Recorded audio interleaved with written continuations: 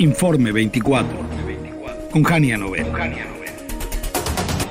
Gracias por continuar con nosotros. Ya lo habíamos tocado, pero vamos al punto, vamos a fondo. En el marco del desfile militar del 16 de septiembre, el secretario de Marina, el almirante Raimundo Pedro Morales Ángeles, reconoció públicamente la existencia de prácticas de corrupción dentro de la institución relacionadas con el llamado huachicol fiscal, el robo de combustible.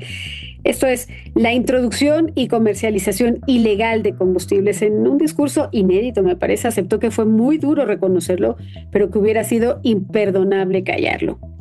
Vamos a comprender el alcance de estas declaraciones y las implicaciones en materia de seguridad nacional. Conversamos con nuestro querido David Saucedo, consultor en temas de seguridad. David, te saludo con gusto. Muy buena tarde. ¿Qué tal, Jania? Quiero saludarte a ti, tu auditorio, a tus órdenes. Muchísimas gracias. ¿Qué te parece esa declaración? Que reconozcan públicamente los actos de corrupción. Dicen que sería imperdonable callarlo, pero sí, pero ¿desde cuándo? Porque la investigación viene desde el sexenio pasado, ¿no? Sí, desde luego, lo que alcanzamos a percibir es que después de las primeras encuestas que se han estado levantando para medir el impacto de esta crisis de imagen y credibilidad en la Marina, hay depende de la encuesta, pero hay una afectación de entre 5 y 10 puntos porcentuales, lo que sitúa a la Marina en su punto más bajo de nivel de aprobación entre los mexicanos. Desde entonces, desde que están saliendo estas encuestas, hay una operación de manejo de crisis, de contención mediática, para tratar de acotar este incendio en la imagen de la Marina. En primer término, como tú lo sabes, la presidenta Claudia Sheinbaum, el fiscal Gertz Manero y el propio secretario de Seguridad Pública, Omar García Harfuch, trataron de deslindar al exsecretario de Marina, Rafael Ojeda. El propio Harfuch también posteriormente mencionó que era una conducta individual por parte de algunos integrantes de la Marina, que en todo caso no había como tal una percepción negativa del desempeño de esta institución, pero las encuestas y toda la información que ha estado surgiendo, sobre todo las extrañas muertes que se han estado dando en torno al caso de huachicol fiscal, han afectado de manera duradera la imagen de la Marina. Percibo que el actual secretario de la Marina está tratando de contener esta mala percepción en una especie de autoconfesión que hay acerca de los actos de corrupción que se cometen al interior de esta institución. Tengo entendido que hay más casos que están en el tintero, que otros puertos que están investigando, destacadamente los de Los Cabos, en Baja California, Guaymas, Sonora, Manzanillo, en el estado de Colima, Lázaro Cárdenas, Michoacán, y Huatulco, Oaxaca. Son otros puertos en donde se han cometido irregularidades, huachicol fiscal, trasiego de drogas, el arribo de precursores químicos de fentanilo, y son más funcionarios de la Marina de alto rango los que están sujetos a investigación, pero no sujetos a investigación por parte del gobierno de México, sino por parte del gobierno de los Estados Unidos. Exacto. David, tú y yo hemos platicado en este espacio el análisis puntual que nos haces, que salieron con los operativos, con las detenciones, con la investigación, pero no por cuenta propia, sino casualmente fue cuando vino el secretario de Estado de Estados Unidos, Marco Rubio. Entonces, mea culpa, pues finalmente se vieron obligados, ¿no? ¿Qué te parece como consultor, David, el manejo de crisis? ¿Bien, mal? Del 1 al 10, ¿cómo lo calificaríamos? Yo creo que tendrían un 6 de calificación. Sí negociaron con el gobierno de los Estados Unidos que fuera el gobierno de México el que diera a conocer los nombres de los presuntos responsables, en este caso los sobrinos del secretario de Marina, por un lado. También negociaron con el gobierno norteamericano que no se responsabilizara a Rafael Ojeda, pero en virtud de que se trata de familiares cercanos del exsecretario de Marina, pues todas las personas encuestadas en las mediciones que he podido ver dudan acerca de la inocencia de su tío.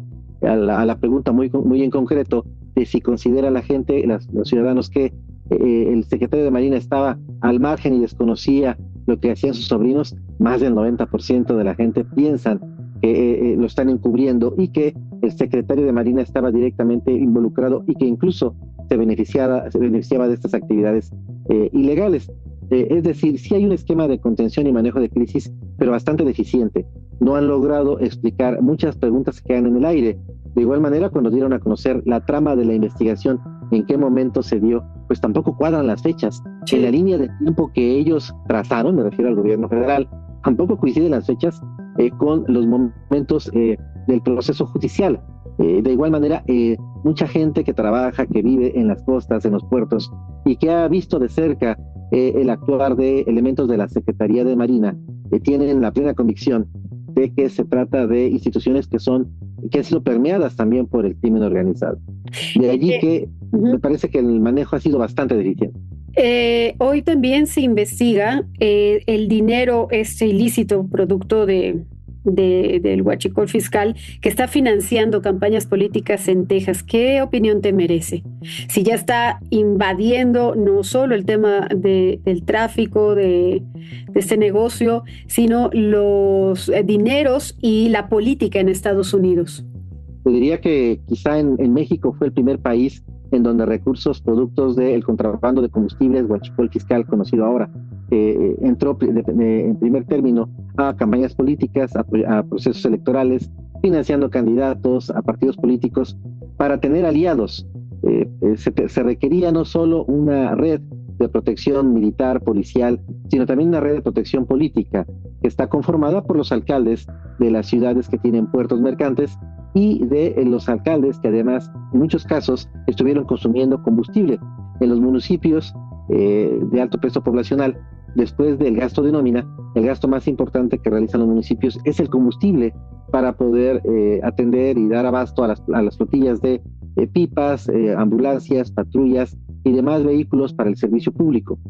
Es decir, me parece claro que así como en los Estados Unidos ha habido financiamiento negro desde hace décadas hacia distintos proyectos políticos, en México, pues por supuesto que también se vivió esta circunstancia. Lo más probable es que en breve veamos esta conexión de recursos de procedencia ilícita producto del contrabando de combustible que llegaron a campañas de políticos de todos los partidos, porque esto, pues, no, la corrupción y no tiene color. ¿Y qué tan grave es este fenómeno del huachicol fiscal en términos de seguridad nacional para nuestro país? Bueno, no recuerdo si lo comenté contigo, si no lo hago ahora. El huachicol fiscal es un delito que se estuvo cometiendo en México, que se ha estado cometiendo desde hace décadas. Pemex no ha tenido la capacidad de producir combustible, el combustible necesario para atender la demanda nacional. Y Pemex lo que hizo fue tolerar, y las autoridades aduanales toleraron el contrabando de combustible para que no hubiera escasez regional de gasolina y de diésel en distintas regiones del país. Esto tiene cuando menos 20, 25 años. Sí. De que cuando los civiles estaban al frente del ASIPONA, de la Administración del Sistema Portuario Nacional, los civiles permitían, mediante esquemas de corrupción, que descargara combustible, gasolina y diésel de los Estados Unidos que entraba sin el famoso IEPES. Gracias a esto se evitó que hubiera desabasto regional de gasolinas en distintas regiones del país. Era un delito que además no provocaba una alta violencia homicida y en donde además había ganancias para todos los involucrados. Si hay un impacto como tal, si se combate frontalmente el contrabando de combustible, Pemex tendría necesariamente que elevar su producción. Lo intentaron mediante la compra de refinerías y de acciones en refinerías en los Estados Unidos para poder compensar esta falta de producción de gasolina en las refinerías construidas en México. Como de tu conocimiento, fue un interés del expresidente Andrés Manuel López Obrador construir una refinería en Dos Bocas, justamente para evitar que hubiera desabasto, para no depender energéticamente de los Estados Unidos y para no depender tampoco del contrabando de gasolina. Dice, si se combate de manera directa y frontal, ¿crees que eso ocurra? ¿Qué podemos esperar en los próximos meses respecto a este caso? Mira, debido a presiones de los norteamericanos, tengo la impresión de que en esta ocasión sí va a haber más consecuencias. Normalmente en México estamos acostumbrados a que se descubran los delitos, pero que no se repare el daño y que los responsables únicamente sean los brazos ejecutores. En raras ocasiones se llega a los autores intelectuales de los delitos. Por lo menos tengo entendido que sí hay una presión importante por parte del gobierno de los Estados Unidos para que se separe a integrantes de la élite política de Morena que están coludidos con organizaciones de crimen organizado, específicamente de huachicol fiscal. Se mencionan algunos gobernadores, incluso también se ha mencionado el nombre de Adán Augusto, coordinador de los senadores de Morena, pero veremos, todo está en manos y en el escritorio de la presidenta Claudia Sheinbaum y en la negociación que tiene en proceso con los norteamericanos. Déjame regresar al reconocimiento del secretario de Marina para cerrar. David, estoy platicando con David Saucedo, él es consultor en temas de seguridad. Este discurso del secretario de Marina, ¿cómo lo evalúas? ¿Qué opinión te merece? ¿Un acto de rebeldía o deslealtad? Bueno, tiene varias implicaciones. En primer lugar, me parece que forma parte del esquema de manejo de crisis, de tratar de mandar una señal a los ciudadanos en el sentido de que ellos están conscientes de que hubo infiltración del crimen organizado, pero que lo están combatiendo. En segundo término, también me parece un intento de presionar para que la investigación llegue en contra de su antecesor, de Rafael Ojeda. Es sabido que dentro de la Marina hay corrientes distintas, hay grupos políticos al interior de la Marina, también de la Sedena, y el actual secretario, Rafael Ojeda, no era del grupo político el actual secretario no era del grupo político de Rafael Ojeda, el secretario de Marina en tiempos de Andrés Manuel López Obrador. Incluso tengo entendido que se han descubierto algunos temas de corrupción en la actual Secretaría de Marina que están vinculados directamente con el desempeño del anterior secretario, pero que no se han dado a conocer y dudo que se den a conocer. Finalmente percibo que el secretario actual de Marina lo que trata también de hacer es evitar que haya este señalamiento constante de que la investigación fue producto de una presión americana. Ellos tratan de responsabilizarse a sí mismos de que fue una investigación interna, de que fue México el que decidió tomar el toro por los cuernos y que no hay como tal una presión de los Estados Unidos para investigar estos delitos. Vaya, pues no, ya ves que cuando les preguntan por las casualidades, en Palacio Nacional se enojan muchísimo y no quieren contestar a las preguntas.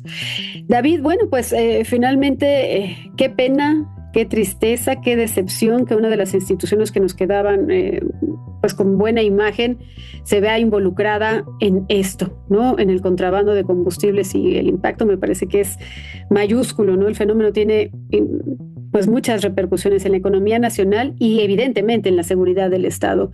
Te agradezco mucho el análisis puntual, como siempre, David. Ojalá, pues que como bien dices, que no se queden en la política de brazos cruzados y que haya también castigo a los corruptos. Gracias, David.